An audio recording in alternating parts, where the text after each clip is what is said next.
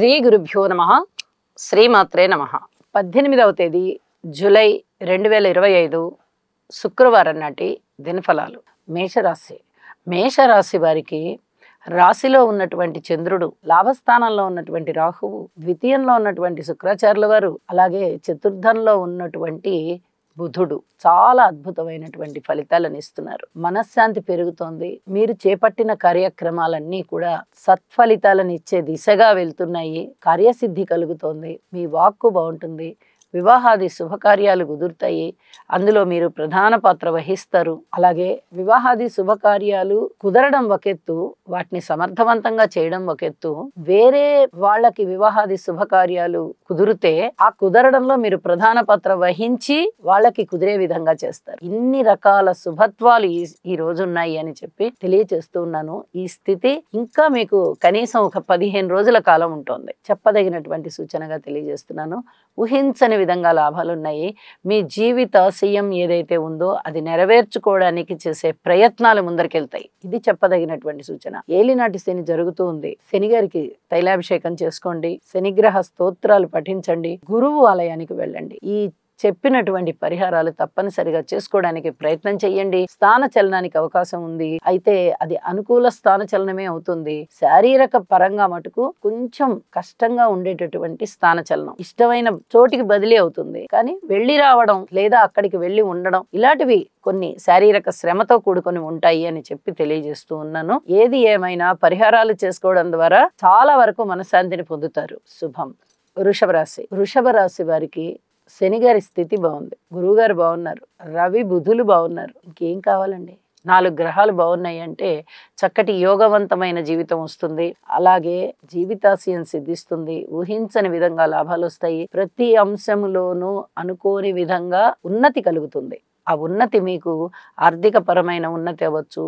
ఉన్నటువంటి స్థితి ఇప్పుడు మీరు ఏదైతే ఉద్యోగంలో ఉన్నారో దానికన్నా ఇంకా 1 మెట్టో 2 మెట్లో పైకి ఉన్నతి, ప్రమోషన్స్ అంటాం కదా, ప్రమోషన్స్ వచ్చేటటువంటి అవకాశం ఉంది. పెద్దల పట్ల వినయ విధేయతలతో ఉంటారు. కుటుంబం బాగుంటుంది. మీ వాక్కు బాగుంటుంది. అలాగే నూతన ఆభరణాలు కొనుగోలు చేస్తారు. విలువైన ఆభరణాలు కొనుగోలు చేస్తారు. సన్మాన సత్కారాలకి అర్హులవుతారు. భార్యాభర్తల మధ్య అన్యోన్యత బాగుంటుంది. అలాగే వివాహాది శుభకార్యాలు కుదురుతాయి. అన్ని రకాల శుభాలు మీకు చేకూరడానికి ఈ రోజున అవకాశం ఉంది అని చెప్పి తెలియజేస్తూ ఉన్నాను. లలితా సహస్రనామ పారాయణం ప్రారంభించండి, కొనసాగించండి. మరింత ఉల్లాసంగా ఉంటారు. శుభం. మిథున రాశి. మిథున రాశి వారికి అనుకోని విధంగా అదృష్టం కలిసి వచ్చింది. రాశిలోనే ఉన్నటువంటి గురుగ్రహ సంచారము మీకు అనేక విధాలుగా ఆశీస్సులు అందజేస్తున్నారు గురువుగారు. అలాగే చంద్రుని స్థితి బాగుంది. శుక్రాచార్యుల వారి స్థితి బాగుంది. బుధుని స్థితి బాగుంది. కుజ కేతువుల స్థితి బాగుంది. 6 గ్రహాలు అనుకూలిస్తున్నాయి అంటే 100% మీకు అనుకూలత సిద్ధిస్తోంది. ఇది చాలా చాలా చెప్పదగినటువంటి సూచనగా తెలియజేస్తూ ఉన్నాను. అన్ని విషయాలలోనూ మీకు సంతృప్తి ఉంటుంది. గృహంలో సంతృప్తి, మీ మాట చలామణి అవుతుంది. మీ ఆలోచనలు సిద్ధిస్తాయి. అన్నదమ్ముల సహాయ సహకారాలు ఉంటాయి. మాతృవర్గ రీత్యా బాగుంటుంది. సంతాన రీత్యా బాగుంటుంది. రుణాల రీత్యా బాగుంటుంది. అయితే ఏదైనా కోర్టు కేసులు కానీ ఇంకా ఇతరత్ర ఏవైనా ఈ ఆస్తి లావాదేవీలు కానీ ఇతరత్ర ఏమైనా కేసులు కానీ ఉన్నట్లయితే వాటి నిమిత్తం కొద్దిగా వాయిదాలు తీసుకోండి. ఇది చెప్పదగినటువంటి సూచనగా తెలియజేస్తూ ఉన్నాను. ఇక వృత్తి, ఉద్యోగ, వ్యాపార వ్యవహారాలు కానీ భార్యాభర్తల యొక్క అన్యోన్యత గురించి కానీ చక్కటి మానసిక ఉల్లాసం ఉంటుంది మీకు. ఇది చెప్పదగినటువంటి సూచనగా చక్కటి ఆనందానుభూతులతో ఉంటారు అని చెప్పదగినటువంటి విషయంగా తెలియజేస్తూ ఇష్టదేవతారాధన చేయండి, మరింతగా శోభిస్తారు. కర్కాటక రాశి. కర్కాటక రాశి వారికి ఎన్నో విధాలుగా ఓర్పు కలిగి ఉండవలసినటువంటి కాలమే కనిపిస్తూ ఉన్నది. ఖర్చులు ఎక్కువ కనిపిస్తున్నాయి. ఊహించిన ధనము, ఊహించని ధనము కూడా వస్తుంది. అయితే దానికన్నా ఖర్చులు ఎక్కువగా ఉంటూ ఉన్న కారణం చేత అనవసర వ్యయానికి ముగింపు చెప్పండి. అదుపులో పెట్టుకోండి వాటిని. 10 రూపాయలు ఖర్చు పెట్టవలసిన చోట నేను 3 రూపాయలు మాత్రమే ఖర్చు పెడతాను, ఇంతకన్నా ఖర్చు పెట్టలేను అనుకోండి. మీకే ఉపాయాలు తడతాయి. ఏ విధంగా చేస్తే ధనము ఖర్చు తగ్గుతుంది అనేది మీకు తెలుస్తుంది. అయితే ఇది ఒక్కటేనా అంటే ఇది కూడా ఒక రకమైనటువంటి పరిహారమే. ధనము ఎలాగ అదుపులో పెట్టుకోవాలి, ధనాన్ని ఖర్చు ఎక్కువ పెట్టకుండా ఏ విధంగా అదుపులో పెట్టుకోవాలి అనేది ఇక్కడ ఆలోచించాలి. కుటుంబంలో ఐకమత్యత కొరకు ప్రయత్నం చేయాలి. కుటుంబ సభ్యులందరినీ ఒక తాటి మీద నడిపించడానికి ప్రయత్నం చేయాలి. అన్నదమ్ముల యొక్క సహాయ సహకారాల కోసం నిరీక్షించాలి. మాతృవర్గ రీత్యా కూడా అంతగా అనుకూలతలు సిద్ధించబోవడం లేదు. చరాస్తుల వృద్ధికి మీరు చేసే ప్రయత్నాలు ఫలించేటట్టుగా కనిపిస్తున్నాయి. సంతాన విషయంలో కానీ, రుణాల విషయంలో కానీ, భార్యాభర్తల అనుకూలత విషయంలో కానీ, పితృవర్గ రీత్యా కానీ ఏ రూపకంగా అయినా కొన్ని జాగ్రత్తలు తీసుకోవాల్సి కనిపిస్తోంది. ఉద్యోగ జీవితంలో చాలా చాలా ప్రశాంతత ఉంటుంది. ఇది కూడా మీకు చెప్పదగినటువంటి సూచనగా తెలియజేస్తూ ఉన్నాను. అయితే నవగ్రహ స్తోత్ర పారాయణాలు చెయ్యండి. మరింతగా మానసిక శాంతిని పొందండి. కోర్టు విషయాలు కానీ, ఇంకా వేరే ఏదన్నా స్థిరచరాస్తుల గురించిన లావాదేవీలు కానీ ఉన్నట్లయితే వాటిని వీలైనంత వరకు వాయిదా వేసుకోవడానికే ప్రయత్నం చేయండి. శుభం. సింహరాశి. సింహరాశి వారికి అనుకూలమైనటువంటి శుక్రగ్రహ సంచారం, గురుగ్రహ సంచారం చాలా బాగుంది. మరి మిగతా విషయాలు, మిగతా ఏవి కూడా అంతగా బాలేదు. బాగున్నటువంటి గ్రహాలు రెండు కూడా ఉద్యోగ జీవితంలో మంచి ఫలితాలను ఇస్తున్నాయి. ఊహించని విధంగా ధనలాభాలను ఇస్తున్నాయి. గౌరవాన్ని పెంపొందింపజేస్తున్నాయి. అలాగే భార్యాభర్తల అనుకూలతని కూడా కొంతవరకు మంచిగా ఉండేటట్టుగా చేస్తున్నాయి. మిగతా విషయాలు, కుటుంబం, ఆరోగ్యం, వృత్తి, ఉద్యోగం, వ్యాపారం, పిత్రార్జితాలు, పితృవర్గ రీత్యా వీటిట్లలో అననుకూలతలు ఉన్న కారణం చేత ఈ అననుకూలతని అనుకూలంగా మార్చుకోవడానికి నవగ్రహ హోమం చేయడానికి సంకల్పించండి. ఇప్పటి వరకు నేను ఇంచుమించుగా ప్రతిరోజు ఈ పరిహారాలన్నీ చెప్తూనే ఉన్నాను. ఇప్పటి వరకు ఎవరైనా నవగ్రహ హోమం చేసుకున్నట్లయితే ఇప్పుడు ఇంకా అవసరం లేదు. చేసుకోని వారు చేసుకోగలిగే స్తోమత ఉంది అనుకుంటే ఒక్కరోజు వెసులుబాటు చేసుకొని నవగ్రహ హోమం చేసుకోండి. మీకు చక్కటి మానసిక శాంతి ఉంటుంది, ఆర్థిక అభివృద్ధి ఉంటుంది, భగవంతుని యొక్క ఆశీస్సులు మెండుగా లభిస్తాయి. ఇది చాలా చాలా చెప్పదగ్గ సూచనగా తెలియజేస్తూ వీలైనంత వరకు ఓర్పు కలిగి ఉండండి అని చెప్పి తెలియజేస్తూ ఉన్నాను. శుభం. కన్యారాశి. కన్యారాశి వారికి అనుకోని విధంగా అవాంతరాలు కనిపిస్తూ ఉంటాయి. ఒక్క ఏకాదశంలో రవి బుధుల యొక్క స్థితి బాగుంది. నవమ స్థానంలో శుక్రాచార్యుల వారి స్థితి బాగుంది. అలాగే షష్ఠ స్థానంలో రాహు యోగిస్తున్నారు. 3 రాసుల్లో 4 గ్రహాల యొక్క ఉనికి చాలా చాలా బాగుంటుంది.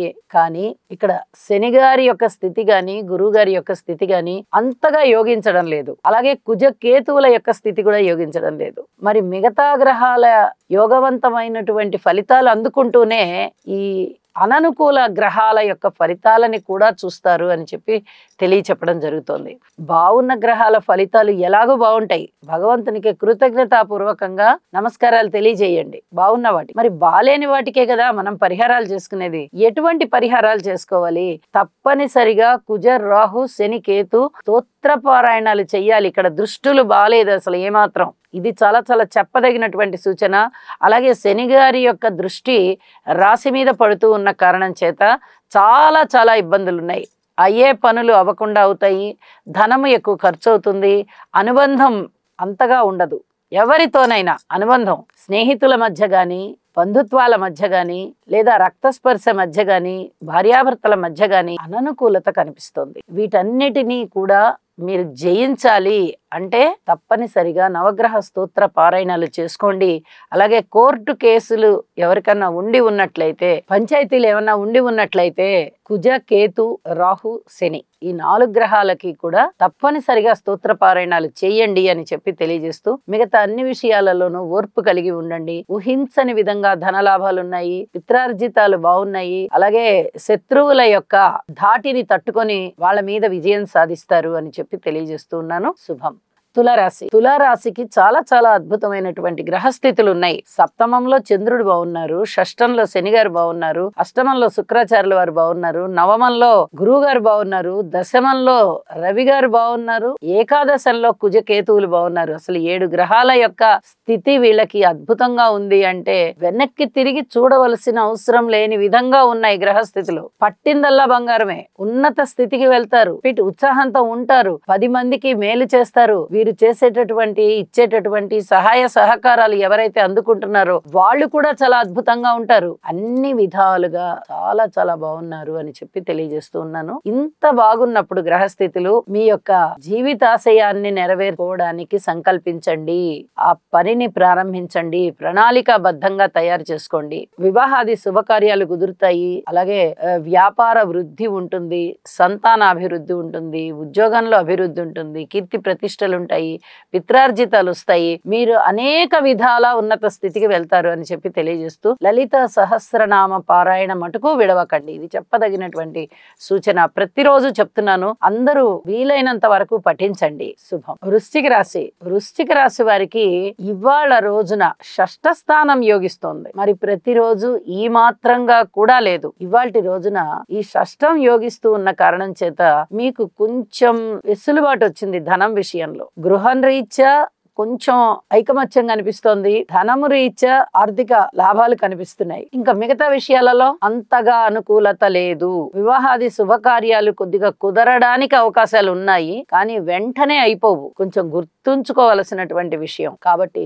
అన్ని విషయాలలోనూ మాతృవర్గ రీత్యా గాని, అన్నదమ్ముల రీత్యా గాని, సంతాన రీత్యా గాని, భార్యాభర్తల అనుకూలత రీత్యా గాని, పితృవర్గ రీత్యా గాని, ఉద్యోగ రీత్యా గాని ఏ రూపకంగా అయినా జాగ్రత్తలు పాటిస్తూ వెళ్ళండి. ఇది చాలా చాలా చెప్పదగినటువంటి సూచనగా తెలియజేస్తూ వినాయకుడికి పూజ చెయ్యండి. సుబ్రహ్మణ్య స్తోత్రాలు పారాయణ చెయ్యండి. చక్కటి మనశ్శాంతి ఉంటుంది. ఇక వేరే దేని గురించి ఆలోచించకండి. ప్రశాంతంగా ఉండడానికి ప్రయత్నం చేయండి. శుభం. ధనస్సు రాశి. ధనస్సు రాశి వారికి చాలా చక్కటి గురుబలం బాగుంటూ ఉన్న కారణం చేత ముఖ్యంగా సప్తమంలో గురువు గారు ఉండి రాశిని చూస్తున్నారు. ఇదే బలం. మిగతా గ్రహాల యొక్క బలాలు ఏవి అంతగా కనిపించబోవడం లేదు. మరి ఒక గురువు గారి బలమే ఉంది కదండి అంటే, ఒక్క గురువు బలమే బాగుంది.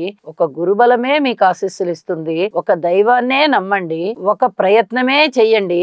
ఏదైనా సరే ఇది సాధించాలి అనేటటువంటి సంకల్ప బలాన్ని మటుకు విడవకండి. తృతీయ స్థానంలో రాహువు మీకు చాలా అద్భుతమైనటువంటి ప్రయోజనాలను ఇస్తున్నారు. ఇటు గురువు గారు బాగున్నారు, ఇటు రాహు బాగున్నారు అంటే ఇక వెనక్కి తిరిగి చూడక్కర్లేదు. రెండు పెద్ద గ్రహాలు ఈ తృతీయ స్థానంలో ఉన్నాయి, సప్తమ స్థానంలో ఉన్నాయి అంటే మీకు అనేక విధాల అనుకూలతలు వస్తున్నాయి అన్నమాట. ఈ అనుకూలతలని మీరు పూర్తిగా ఆస్వాదించండి. ఇది చెప్పదగినటువంటి సూచన. అరే మాకు ఇంకేదో అసంతృప్తిగా ఉంది కదా అని ఏదో వెతికి అసంతృప్తి పడకండి. ఏ విషయాలలోనూ మీకు అద్భుతమైనటువంటి మనస్సంకల్పం ఉంది. ఆ సంకల్పం సిద్ధిస్తుంది.